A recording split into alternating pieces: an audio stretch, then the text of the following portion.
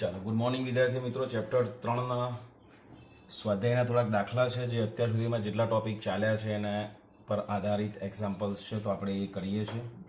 Okay, તો પહેલો example છે, તમે જુઓ સૌથી પહેલાં, દેટ ઇઝ કારની એક સંગ્રાહક બેટરીનું ઈએમએફ 12 વોલ્ટ છે. સો આપણે પહેલાંની કેલ્ક્યુલેશન્સ કરીએ તો that is E is given that is as a 12 volt, right. Okay, next આગળ જુઓ. જો બેટરીનો આંતરિક અવરોધ 0.4 ઓમ હોય તો આંતરિક અવરોધ માટે આપણે સંજ્ઞા છે 0.4 સ્મોલ આર, તો દેટ ઇઝ 0.4 ઓમ આપણને આપ્યું છે. તો બેટરીમાંથી કેટલો મહત્તમ પ્રવાહ ખેંચી શકાય, બરાબર. તો મિત્રો એટલું યાદ રાખજો, આ એક સેન્ટેન્સ છે, એક્ઝામમાં લખશો તો વાંધો નથી, નહીં લખો તો પણ વાંધો નથી, પણ હું એટલા માટે લખું છું ને નોટમાં એટલા માટે લખવું છે કે એ કી સેન્ટેન્સ છે. યાદ રાખજો, હંમેશા જ્યારે પણ પરિપથમાં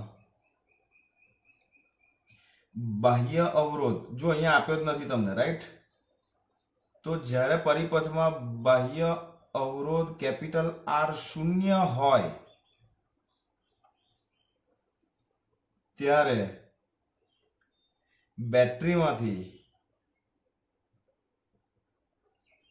ખેંચાતો પ્રવાહ અથવા તો નીકળતો અથવા તો ડેવલપ થતો પ્રવાહ, રાઈટ, તો એ ખેંચાતો જે પ્રવાહ છે મિત્રો એ મહત્તમ જ હોય, રાઈટ. હવે એ પણ ખબર છે ને આપણને કે રેઝિસ્ટન્સ જેટલો ઓછો એટલો કરંટ મેક્સિમમ મળવાનો છે, કારણ કે આઈ નો આર સાથેનો રિલેશન વ્યસ્ત છે, રાઈટ. તો આપણને ઇક્વેશન એક સિમ્પલ મળશે, that is I max, right. તો I max is equal to કેટલું થશે, તો that is E divided by R.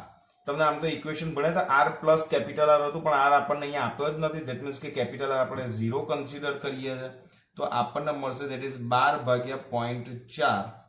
તો આઈ મેક્સ જે છે મિત્રો એ આઈ મેક્સ થશે આપણો દેટ ઇઝ 30 એમ્પિયર. આ મિત્રો થઈ ગયો આપણો એક્ઝામ્પલ. આમ તો આ 2 માર્ક્સમાં પૂછી શકાય, 1 માર્ક્સના એમસીક્યુમાં પૂછી શકાય, બધી રીતે પૂછી શકાય, એટલે આપણે એ રીતે એની પ્રિપરેશન કરવાની છે, બરાબર છે. ચાલો બીજો એક્ઝામ્પલ. 10 વોલ્ટનું ઈએમએફ અને 3 ઓમ જેટલો આંતરિક અવરોધ ધરાવતી બેટરીને એક અવરોધક સાથે જોડવામાં આવે છે. તો જેટલી આપણે વેલ્યુ આપી છે પહેલા આપણે લખી દઈએ મિત્રો. તો that is capital 2 number 2 example, અને EMF that is 10 volt as given, that is E is equal to 10 volt. Okay, internal resistance પણ તમને આપ્યો છે, દેટ ઇઝ 3 ઓમ, બરાબર. અહીંયા જ છે 3 ઓમ જેટલો આંતરિક અવરોધ. હવે એવું કહ્યું કે જો પરિપથમાં પ્રવાહ 0.5 એમ્પિયર હોય તો I ઇઝ ઇક્વલ ટુ લઈ લો મિત્રો 0.5 એમ્પિયર. તો અવરોધક તાર છે એનો અવરોધ કેટલો, બરાબર, એ આપણે શોધવાનું છે. દેટ મીન્સ કે જે શોધવાનું છે એને આપણે ક્વેશ્ચન માર્ક કરીએ છીએ. નેક્સ્ટ, જ્યારે પરિપથ બંધ હોય તે સ્થિતિમાં બેટરીનો ટર્મિનલ વોલ્ટેજ કેટલો, બરાબર. તો તમારે કેપિટલ વી પણ શોધવાનું છે. હવે આપણી પાસે જે ઇક્વેશન્સ છે એ ઇક્વેશનનો જ ઉપયોગ કરવાનો છે, બીજું કશું એક્સ્ટ્રા આની અંદર કરવાનું નથી. તો તમને ખબર છે કે આપણું ઇક્વેશન આઈ જે છે દેટ ઇઝ ઇક્વલ ટુ હતું E divided by R plus small R. Okay, યાદ આવે છે? ઓકે, તો હવે આપણે આર શોધવાનું છે. તો આર શોધવા માટે આપણે વેલ્યુ મૂકી અને આપણું કામ કરીશું. તો આપણે અહીંયા આવું કરી શકીશું કે R plus small R is equal to E divided by I. આ અહીંયા ગયો, આઈ નીચે ગયો. હવે કેપિટલ આર શોધવાનો છે, means capital R is equal to E divided by I minus small R. તો ઈ આઈ અને આર, ઈ આઈ અને આર ત્રણે ત્રણ વસ્તુ આપણને આપી દીધી છે. તો કિંમત તમે મૂકશો કે હું મૂકું? તમે મૂકશો કે હું મૂકું? ઓકે, તો તમે મૂકજો. અને કેલ્ક્યુલેશન જે છે એમાં કેપિટલ આર જે છે તમારો 17 ઓમ આવવો જોઈએ, આન્સર આવવો જોઈએ. ઓકે, અહીંયા હું તમને રિમાઇન્ડ કરાવી દઉં કે calculations that you have to do. Okay, so ગણતરી કરવી. ઓકે, ચલો આર મળી ગયું. હવે ટર્મિનલ વોલ્ટેજનું તો ઇક્વેશન આપણી પાસે ઓલરેડી છે કે V that is equal to I into capital R, અને R આપણને મળી ગયો 17 ઓમ, I આપણને આપ્યો છે that is 0.5. તો અહીંયા મૂકીશું મિત્રો, તો V આપણને મળી જશે that is 8.5 વોલ્ટ. ઓકે, તો આ બે એક્ઝામ્પલ્સ આપણા પૂરા થઈ ગયા, રાઈટ. તો કેલ્ક્યુલેશન્સ વ્યવસ્થિત લખી દો, પછી જોઈએ આપણે next examples.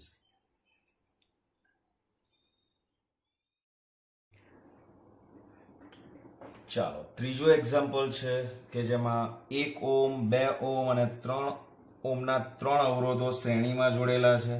Means R1 is equal two 1 Om, R2 is equal two 2 ઓમ અને R3 that is equal two 3 ઓમ આ રકમમાં આપ્યું છે. તો તમને કહ્યું છે કે સંયોજનનો કુલ અવરોધ શોધો અને એવું કહ્યું છે કે 12 વોલ્ટનું EMF અને અવગણિત આંતરિક અવરોધ ધરાવતી બેટરી જોડીએ તો દરેક બેટરીના બે છેડા વચ્ચેનો પોટેન્શિયલ ડિફરન્સ તમારે શોધવાનો છે, રાઈટ. તો સૌથી પહેલા આપણે શોધીએ 3 અવરોધો શ્રેણીમાં જોડેલા હોય તો સંયોજનનો કુલ અવરોધ. તો શ્રેણી અવરોધનું ઇક્વેશન તમને ખબર છે, RS that is equal two R1 plus R2 plus R3 અને which is equal two 1 plus 2 plus 3 means RS that is equal two 6 ઓમ. મિત્રો આન્સર થઈ ગયો, રાઈટ. બીજું કે આનો મતલબ શું કે તમે 3 અવરોધોને, આનો મતલબ સમજો કે તમે R1 R2 અને R3 આને બેટરી સાથે કનેક્ટ કરો, R1 R2 અને R3 ને બેટરી સાથે કનેક્ટ કરો, એની જગ્યાએ જો તમે ખાલી RS ને કનેક્ટ કરો તો પરિપથમાં કોઈ ફેરફાર ન થાય એવું સમજીને ચાલો. કેમ? તો કે આ R1 R2 R3 ને સમતુલ્ય RS ઓલરેડી છે. ઓકે, તો આપણે આમાં કોઈ ફરક નહીં પડે. તો RS કેટલો છે? 6 ઓમ. V તમારો તમને આપ્યો છે, ધેટ ઇઝ 12 વોલ્ટ, રાઈટ. તો આપણે એક સિમ્પલ આ પરિપથમાંથી પસાર થતો પ્રવાહ આપણે શોધવો હોય તો I ઇઝ ઇક્વલ ટુ મૂકીશું આપણે E ડિવાઇડેડ બાય RS. તો E છે ધેટ ઇઝ 12/6, તો આન્સર આવશે 2 એમ્પિયર. મીન્સ આ R1 માંથી કેટલો પ્રવાહ પાસ થશે? 2 એમ્પિયર. R2 માંથી 2 એમ્પિયર, R3 માંથી 2 એમ્પિયર. થિયરી ભણી ગયા છે. શ્રેણી જોડાણમાં દરેક અવરોધમાંથી પસાર થતો પ્રવાહ સમાન હોય તો R1 ના બે છેડા વચ્ચેનો potential difference that is V1 ને V is equal two IR. ઓહમનો નિયમ યાદ રાખો તો I into R1, V2 that is equal two I into R2 અને V3 ઇઝ ઇક્વલ ટુ મિત્રો I ઇન્ટુ R3, રાઈટ. તો IR1 that is 2 into 1, 2 into 2, 2 into 3. Okay, તો આ જે છે that is 2 volt, this is 4 volt and this is 6 volt. યાદ રાખજો, લાગુ પડેલો વોલ્ટેજ R1 R2 R3 વચ્ચે ડિવાઈડ થાય છે. કેવી રીતે? 2 4 ને 6 પ્રમાણે. પણ ટોટલ કેટલો રહેવો જોઈએ? 12. તો આ ત્રણનું ટોટલ 12 થવું જ જોઈએ. તો 6 ને 4 10 ને 2 12. તો આ થઈ ગયું તમારું ઇન્ડિવિડ્યુઅલ. દરેક અવરોધને સમાંતર છેડા જે છે એના દરેક અવરોધના બે છેડા વચ્ચેનો પોટેન્શિયલ ડિફરન્સ મિત્રો આપણને આ ઇક્વેશન થી મળે. ક્લિયર? સેમ એ જ વસ્તુ છે આપણને હવે બીજો એક સરસ એક્ઝામ્પલ સમાંતર માટે આપ્યો છે. તો જોઈ લો કે R1 is equal two 2 Om, R2 is equal two 4 ઓમ અને R3 that is equal two 5 ઓમ રકમમાં આપી દીધું છે. અને વોલ્ટેજ આપણે જે લાગુ પાડેલો છે E that is 20 volt. Okay, તો પહેલા તો સંયોજનનો કુલ અવરોધ શોધવાનો છે. તો સમાંતર જોડાણ છે તો that is 1/Rp that is 1/R1 plus 1/R2 plus 1/R3. થઈ ગયા આ આપણું બેઝિક ઇક્વેશન. તો ઇક્વેશન ની અંદર આપણે R1 R2 R3 ની વેલ્યુ મૂકીશું. તો 1/2 પ્લસ 1/4 પ્લસ 1/5. લસા લેતા તમને લોકોને આવડે છે તો હું હવે એની અંદર કશું કરતો નથી. આન્સર જે છે that is 20/19 ઓમ આવે છે. ક્લિયર? હવે સમાંતર જોડાણમાં યાદ કરો, સમાંતર જોડાણમાં દરેક અવરોધના બે છેડા વચ્ચેનો પોટેન્શિયલ ડિફરન્સ સમાન હોય પણ દરેક અવરોધમાંથી પસાર થતો પ્રવાહ જે છે મિત્રો એ કેવો હોય? જુદો જુદો હોય. તો આપણે I1 જે શોધવું હોય કેવી રીતે શોધીશું? તો that is E divided by R1. જો ઓહમનો નિયમ જ છે, આ બી ઓહમનો નિયમ છે, રાઈટ. તો આના બરાબર આપણે આવું પણ લખી શકીશું, V બાય R1 પણ લખી શકો. What is V? That is again 20 volt. આ સંજ્ઞા V રાખો, E રાખો, કોઈ ટેન્શન નહીં. ઓકે, તો I1 is equal to V by R1, I2 is equal to V by R2 અને I3 that is equal to V by R3. Okay, now what is V? So V, that is 20 for each and every resistance. 20 volt જ લાગુ પડીએ છે અને R1 કેટલો છે? that is 2 ohm. તો આ થશે તમારો 10 ampere. V by R2, that is 20 divided by 4. 4 છે ને? Yes, that is 5 ampere. અને this is your 20 divided by 5 અને that is equal to 4 ampere. Okay, તો મિત્રો આ જે છે એ દરેક અવરોધમાંથી પસાર થતો પ્રવાહ આપે, બરાબર. અને યાદ રાખજો, શ્રેણી જોડાણ હશે ને તો દરેક અવરોધના બે છેડા વચ્ચેનો પોટેન્શિયલ ડિફરન્સ જ શોધવાનો આવે. કેમ કે ભાઈ દરેક અવરોધમાંથી I તો સમાન જ હોય છે એટલે I શોધવાનો પ્રશ્ન જ નથી ને. આની અંદર દરેકના બે છેડા વચ્ચેનો V સમાન હોય એટલે V શોધવાનો પ્રશ્ન નથી. તો આમાં I શોધવાનો આવે, આમાં V શોધવાનો આવે. અને ઇક્વિવેલન્ટ રેઝિસ્ટન્સની તો ફોર્મ્યુલા છે RS અને RP, એ તો આપણે ભણી ગયા છે, બરાબર છે. તો આ વસ્તુ ખાસ તમારે કરવાની છે. બહુ ફાઇન એક્ઝામ્પલ 3 માર્કમાં મિત્રો આ દાખલો પૂછાય તો વિચાર કરો કે તમારા 3 માર્ક કેવા એનકેશ થાય છે, બરાબર ને. તો જોઈએ છે આગળના એક્ઝામ્પલ્સ, લખી લો. ચાલો મિત્રો, હવે જે એક્ઝામ્પલ જોઈએ છે એમાં એક બેઝિક ઇક્વેશન તમારે ભણવાનું છે અને બેઝિક ઇક્વેશન શું છે એની આપણે પહેલા ચર્ચા કરી લઈએ, પછી હું અહીંયા એક્ઝામ્પલ્સ ગણું છું. ઓકે, તો સૌથી પહેલા આ જે હવે જે હું અવરોધકતાનો તાપમાન સાથેનો જે રિલેશન છે એ રિલેશન દર્શાવતા ઇક્વેશન્સ આપણે જે ભણ્યા છે એને હું લઈ જાઉં છું. દેટ ઇઝ સી, એક તો rho T is equal to તમને ઇક્વેશન છે ખબર, દેટ ઇઝ રો 0 કૌંસમાં 1 પ્લસ આલ્ફા કૌંસમાં થીટા માઇનસ થશે ને, અને આપણે લઈએ છીએ કે T2 આ T માઇનસ T0. આ બેઝિક આ ઇક્વેશન આપણું બને છે. ઓકે, મીન્સ રોટી એટલે શું તો કે રોટી એટલે શું તો કે ટી ટેમ્પરેચરે અવરોધકતા અને રો 0 એટલે T0 ટેમ્પરેચરે અવરોધકતા, બરાબર. આટલું ખાલી તમે યાદ રાખો. આ જ અવરોધની અંદર હું તમને ખબર છે કે આ વસ્તુ પણ ભણી ગયા છે આપણે કે R is equal to rho L by A, means R proportional to rho છે. તો આ જ સમીકરણને આપણે આ રીતે પણ દર્શાવી શકીએ છીએ. That is RT is equal two R0 કૌંસમાં 1 plus alpha T minus T0, બરાબર છે. કઈ ફરક નથી, રો અને R એકબીજાના સમપ્રમાણમાં છે એટલે આપણે આ સમીકરણ પણ લખી શકીએ છીએ. તો હવે તમારે આ બે સમીકરણ બહુ જ ક્લિયર કરીને યાદ રાખવાના છે. તમને અવરોધકતાના સંદર્ભમાં વેલ્યુ આપી હોય તો આ સમીકરણ વાપરવાનું, અવરોધના સંદર્ભમાં વેલ્યુ આપી તો આ સમીકરણ વાપરવાનું. ઓકે, તો આ જે છે એ તમારા બેઝિક ઇક્વેશન્સ છે. હા, આ દાખલાની અંદર આ ઇક્વેશન્સની જરૂર નથી એટલે નહીં લખો તો ચાલશે, પણ બુકની અંદર આ ઇક્વેશન આપ્યું છે અને આ ઇક્વેશન પરથી આપણે આ ઇક્વેશન બનાવ્યું છે. કેવી રીતે કે rho that is proportional to R છે એટલા માટે આપણે આ વસ્તુ લખી શકીએ. ઓકે, ચલો હવે રકમ વાંચો. તો રકમ તમે ધ્યાનથી જુઓ કે નિક્રોમના બનેલા એક ગરમ કરવાના તાર ને 230 વોલ્ટનો સપ્લાય આપણે આપીએ છીએ, ઉદ્ગમ સાથે જોડીએ છીએ. તો સૌથી પહેલા તો V is equal two 230 volt લખી નાખીએ આપણે સૌથી પહેલા. ફાઇન. ઉદ્ગમ સાથે જોડતા પ્રારંભમાં તે 3.2 એમ્પિયર પ્રવાહ પસાર કરે છે. તો પ્રારંભ એટલે I1 લઉં છું અને ધેટ ઇઝ 3.2 એમ્પિયર. ઓકે, અને અમુક સમય બાદ, કેટલા સમયગાળા પછી, કંઈક સમયગાળા પછી, ધેટ ઇઝ કેટલો કરંટ ખેંચે છે 2.8 એમ્પિયર. તો I2 આપણે લઈ લઈએ છીએ ધેટ ઇઝ 2.8 એમ્પિયર. ઓકે, હવે આ 3.2 આજે આપણો 3.2 એમ્પિયર છે એ આપણું રેફરન્સ ટેમ્પરેચર સ્ટેડી ક્યાં થાય છે એ ચેક કરો. સ્ટેડી તમારું અહીંયા થાય છે 2.8 એ સ્ટેડી કરંટ થાય છે ને, 2.8 એમ્પિયર એ સ્થાયી થાય ને 3.2 એમ્પિયર થી શરૂઆત કરે છે. ઓકે, તો હવે આપણે શું કરવું છે કે આપણે આ ઇક્વેશનની અંદર બે અવરોધ જોઈએ તો બે અવરોધ શોધવા પડશે કારણ કે T અને T0 હમણાં આપણે જોઈએ છે. હવે ઓરડાનું તાપમાન કેટલું આપ્યું છે તમને? 27 ડિગ્રી સેલ્સિયસ. તો T1 ઇઝ ઇક્વલ ટુ આપણે લઈ લો 27 ડિગ્રી સેલ્સિયસ. ઓકે, તો ઓરડાનું તાપમાન 27 ડિગ્રી સેલ્સિયસ હોય તો તેને ગરમ કરીએ તો તારનું સ્થાયી તાપમાન કેટલું થશે? હવે સ્થાયી તાપમાન એટલે જે સ્થાયી કરંટ છે ને એ વખતનું ટેમ્પરેચર, મીન્સ કે T2 શોધવાનું છે તમારે. ક્લિયર? સ્થાયી કરંટ છે I2 એ આપણે બીજી કન્ડિશન, સ્થાયી કન્ડિશન માટે I2 સંજ્ઞા રાખીએ. તો I2 પ્રવાહ એ ટેમ્પરેચર કેટલું છે? That is T2. તો T2 એ જે છે એ આપણે શોધવાનું છે સ્થાયી પરિસ્થિતિમાં તાપમાન. ઓકે, એટલે જે આપણે શોધવાનું છે means is equal two question mark T2 is equal two. આ આપણે આપણું ટાર્ગેટ છે T2 શોધવાનું છે. ઓકે, હવે આપણે અહીંયા આગળ T1 જે છે આપણું પ્રારંભિક થઈ ગયું એટલે આપણું સંદર્ભ તાપમાન હવે આ થઈ જશે.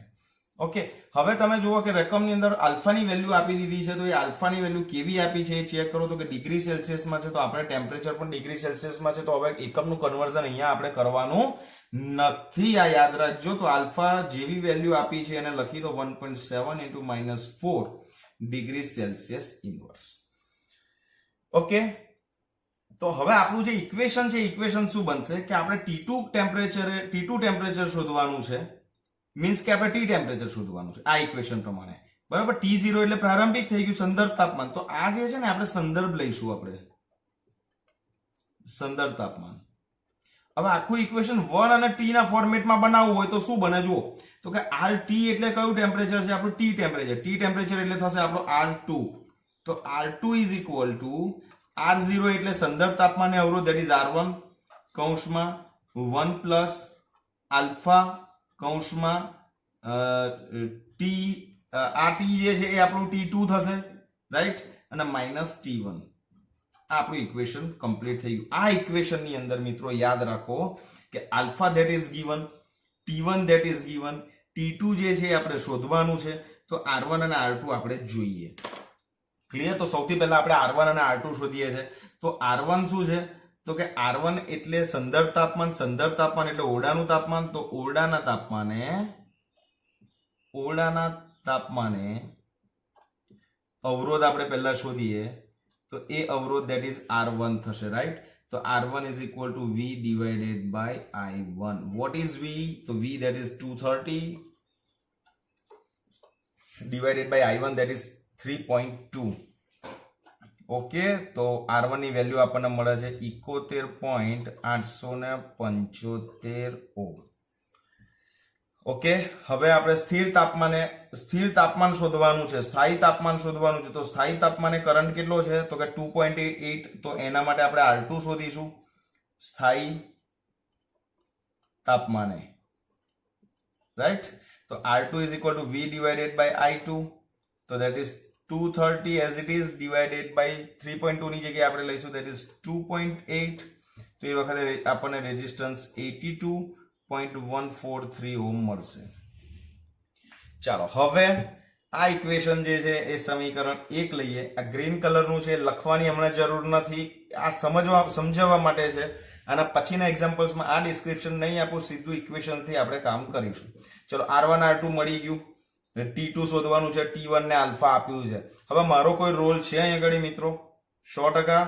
તો હું સૌથી પહેલા આને છૂટું પાડું ને તો તમને એક સ્ટેપ સુધી લઈ જાઉં છું. R2 is equal two R1 ને ગુણી નાખું છું અંદર, R1 પ્લસ R1 આલ્ફા થશે ને, R1 આલ્ફા અને કૌંસમાં T2 minus T1. Okay, clear? હવે T2 માઇનસ T1 ને સૂત્ર કરતા બનાવું તો T2 minus T1 is equal two શું થશે? R1 આ બાજુ આવશે, that is R2 minus R1 છેદમાં R1 આલ્ફા નીચે જશે. ઓકે, બોલો કઈ ડાઉટ? તો T2 ના સૂત્ર કરતા બનાવીશું તો T1 પેલી બાજુ જશે, તો that is T1 plus R2 minus R1 છેદમાં R1 alpha. See, every quantity is given here. That is T1, that is, this is your T1. R2, so this is your R2. R1, so this is your R1. R1 again given, alpha that is also given here, that is, this is. So, તમારે હવે અહીંયાથી T2 શોધવાનું છે. તો T2 નો જે answer છે એ હું તમને આપી દઉં છું. આ આન્સર તમારો આવવો જોઈએ. ટેક અ હેલ્પ ઓફ કેલ્સી અને ફર્સ્ટ એટેમ્પ ની અંદર સરસ કેલ્ક્યુલેશન કરીને આન્સર લાવજો તો મને વધારે આનંદ થશે. ઓકે, તો આ થઈ ગયો તમારો 3.8 એક્ઝામ્પલ. ફાઇન. ઓકે, તો જોઈએ નેક્સ્ટ એક્ઝામ્પલ. ચાલો મિત્રો, 3.6, 3.5 અને 3.7 ત્રણ એક્ઝામ્પલ છે, સ્વાધ્યાયના જ છે, બરાબર. તો બહુ ફાઇન એક્ઝામ્પલ છે, મજા આવશે. 2 માર્ક 3 માર્કમાં પૂછી શકાય એવા એક્ઝામ્પલ છે. સૌથી પહેલા આપણે જોઈએ તો 3.6. તો જે ક્વોન્ટિટી આપી છે એના લિસ્ટ બનાવો, ઇક્વેશન મૂકો, કિંમતો નાખો, આન્સર તમારા હાથમાં. ચલો, 15 મીટર લંબાઈ, તો આપણે એનો લઈ લઈએ છીએ લંબાઈ that is 15 મીટર. Okay, L that is given. આડછેદનું ક્ષેત્રફળ અગેન તમને એ આપી દીધું છે that is 6 into 10⁻⁻7 metre square. Okay, હવે તમને એવું કહ્યું છે કે ધરાવતા તારમાંથી અવગણી શકાય તેટલો ઓછો પ્રવાહ પસાર કરવામાં આવે છે ત્યારે તેનો અવરોધ કેટલો બતાવે છે આપણને 5 ohm. So R that is equal to 5 ohm. તો આ પ્રયોગ કરવાના તાપમાને દ્રવ્યની અવરોધકતા કેટલી હશે? તો આપણી પાસે ઇક્વેશન છે R that is equal to rho L by A અને you have to find out that is rho. તો rho ના સૂત્ર કરતા બનાવીએ તો rho that is equal to R A divided by L. તો R A અને A ની કિંમત તમે મૂકશો. Okay, I'll give you answer only. Calculations તમારે કરવાની છે that is 2 into 10⁻⁻7 ohm metre. Clear? કેટલું ઈઝી એક્ઝામ્પલ છે મિત્રો, 2 માર્ક સુધી પૂછી શકાય એવો ક્વેશ્ચન છે. ઓકે, ચાલો નેક્સ્ટ એક્ઝામ્પલ છે આપણો નંબર 5મો 3.5. એક ગરમ કરવા વપરાતા ઘટક તાર અંદર હીટિંગ એલિમેન્ટ છે નો ઓરડાના તાપમાને એટલે 27 ડિગ્રી સેલ્સિયસ ટેમ્પરેચર, અવરોધ તમને 100 ઓહ્મ આપ્યો છે, રાઈટ? તો R1 જે છે that is 100 ઓહ્મ અને એ વખતે ટેમ્પરેચર જે છે મિત્રો એ કેટલું આપ્યું છે 27 ડિગ્રી સેલ્સિયસ. તો આપણે એને છંછેડવાનું નહીં, 27 degree Celsius as it is લખી લેવાનું. કેમ? એને કેલ્વિનમાં કન્વર્ટ કરવાની જરૂર નથી કારણ કે મારી નજર સૌથી પહેલા અવરોધકતાના તાપમાન ગુણાંક પર ગઈ. યાદ રાખો આ એક્ઝામ્પલ્સ ની અંદર આલ્ફાનો જે એકમ હોય એને ધ્યાનમાં રાખીને તમારે ટેમ્પરેચરમાં એને કન્વર્ટ કરવાનું છે, રાઈટ? તો આલ્ફા ની જે વેલ્યુ આપી છે એ પણ લખી દઉં છું that is 1.7 into 10⁻⁴ degree Celsius inverse. અને તારનો અવરોધ તમને R આપી દીધો છે 117 ઓહ્મ. એટલે હવે સમજો R1 જ્યારે 100 ઓહ્મ હોય ને ત્યારે ટેમ્પરેચર 27 ડિગ્રી સેલ્સિયસ છે. હવે તમને એવું કહે છે કે R2 તમારો 117 ઓહ્મ થાય ને ત્યારે ટેમ્પરેચર T2 કેટલું છે એ તમારે શોધવાનું છે. ઓકે, તો ઇક્વેશન જે બેઝિક છે ને એ તો તમારે યાદ રાખવાનું છે કે that is R2 is equal to R1 કૌંસમાં that is 1 plus alpha કૌંસમાં T2 minus T1. ઓકે, આ ઇક્વેશન આ લખવું જ પડશે. ડાયરેક્ટ તમે R1 નું આ જે T2 શોધવાનું છે તો ડાયરેક્ટ T2 ના સૂત્ર કરતા ના બનાવશો. આ ઇક્વેશન યાદ રાખીને એક્ઝામમાં જવાનું છે. તો આના પરથી તમે સૌથી પહેલા T2 ને સૂત્ર કરતા બનાવશો તો T2 minus T1 જે છે મિત્રો એ તમારું શું બનશે ખબર છે? તો that is R2 minus R1 છેદમાં R1 આલ્ફા. આની આગળના જ એક્ઝામ્પલ 3.8 ની અંદર આપણે ઇક્વેશન તાર્યું અને T2 ને સૂત્ર કરતા બનાવીશું તો T1 plus R2 minus R1 છેદમાં R1 alpha. Okay, so T1, so this is your T1, R2, so this is your R2, R1, so this is your R1, R1, alpha, this is your alpha, everything quantity which is given in your equation. So you have to just find the value temperature T2. So T2 ની હું તમને અહીંયા calculations તમારે કરવાની છે અને I'll give you answer T2 that is equal to that is 1027 degree Celsius આવવો જોઈએ. ઓકે, આ આન્સર તમારો આવવો જોઈએ T2. આને પણ બ્લોક કરી દો આના આગળના એક્ઝામ્પલમાં મિત્રો. Okay fine. ઓય આ તો ગાડી થઈ ગઈ, ચલો પૈડા પણ મૂકી દો. ઓકે, તો બહુ ઈઝી છે એક્ઝામ્પલ. સેમ એક્ઝામ્પલ 3.7 છે. મારી લગભગ કઈ જરૂર નહીં પડે બટ આને કલરફુલ બનાવીએ. ઓકે, કઈ સ્કેચ પેન લઉં? આ બેમાંથી કઈ લઉં? રેડ અલગ લઉં કે બ્લુ ગ્રીન બ્લુ? કયું કોમ્બિનેશન? ના તમે જ કહો, તમારે કેવું જ પડશે. ઓકે ફાઇન, ચાલો વેરી ગુડ. મને અવાજ સંભળાઈ ગયો. જેણે આ જવાબ આપ્યો ને એના અવાજ મને સંભળાઈ ગયા. ચાલો, એક ચાંદીના તારનો 27.5 ડિગ્રી સેલ્સિયસ તાપમાને અવરોધ 2.1 ઓહ્મ આપ્યો છે. 27.5 ડિગ્રી સેલ્સિયસ છે આપણને 2.1 ઓહ્મ અવરોધ આપ્યો છે. તો ઓલમોસ્ટ આ ટેમ્પરેચર જે છે એ તમારું રૂમ ટેમ્પરેચરની નજીક જ છે મિત્રો. સો એ આપણે R1 જ રાખીશું. તો R1 that is equal to 2.1 ohm અને T1 that is equal to 27.5 degree Celsius. 100 degree Celsius તાપમાને અવરોધ that is R2 is equal to 2.7 ohm અને T2 that is equal to 100 degree Celsius. વાયુ શું શોધવાનું છે? અવરોધકતાનો તાપમાન ગુણાંક મીન્સ આલ્ફા શોધવાનું છે. ઓકે, તો ઇક્વેશન્સ આપણી પાસે ઓલરેડી છે. R2 minus R1 sorry R2 is equal to R1 કૌંસમાં 1 plus આલ્ફા કૌંસમાં T2 minus T1. ઓકે, હવે આલ્ફા શોધવાનું છે તો આલ્ફાને ડાયરેક્ટ આલ્ફાના સૂત્ર કરતા બનાવીએ તો શું થશે? જુઓ ધ્યાનથી, 1 plus આલ્ફા કૌંસમાં T2 minus T1 is equal to R2 by R1 થશે ને. R1 ને અહીંયા લઈ આવ્યો છું તો આવું મળશે આપણને. ઓકે, સો T2 minus T1 ને સૂત્ર કરતા બનાવું છું તો આ 1 પેલી બાજુ જશે તો આલ્ફા કૌંસમાં T2 minus T1 is equal to 1 પેલી બાજુ જશે તો R2 by R1 minus 1. તો આના બરાબર આપણે આવું લખી શકીએ છીએ, that is R2 minus R1 છેદમાં R1. ઓકે, અને this is your alpha into T2 minus T1. તો આલ્ફાનું ઇક્વેશન શું થયું? તો કે આલ્ફાના સૂત્ર કરતા બનાવો તો R2 minus R1 છેદમાં R1 કૌંસમાં T2 minus T1. ઓકે, સો R1 R2 T1 T2 બધી જ ક્વોન્ટિટી આપી દીધી છે.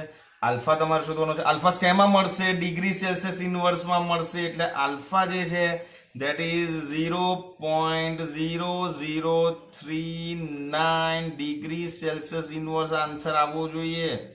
હું ડાયરેક્ટ આન્સર લઈને બેઠો છું કારણ કે પરીક્ષા તમારે આપવાની છે. સો કેલ્ક્યુલેશન પણ તમારે કરવાની છે, મારે કરવાની નથી. ક્લિયર? તો કેલ્ક્યુલેશન્સ જે છે એ વ્યવસ્થિત તમે લોકો પ્રેક્ટિસ કરજો તો મજા આવશે અને એક્ઝામ્પલ્સ 2 માર્ક 3 માર્કમાં પૂછી શકાય તેવા છે. ઓકે.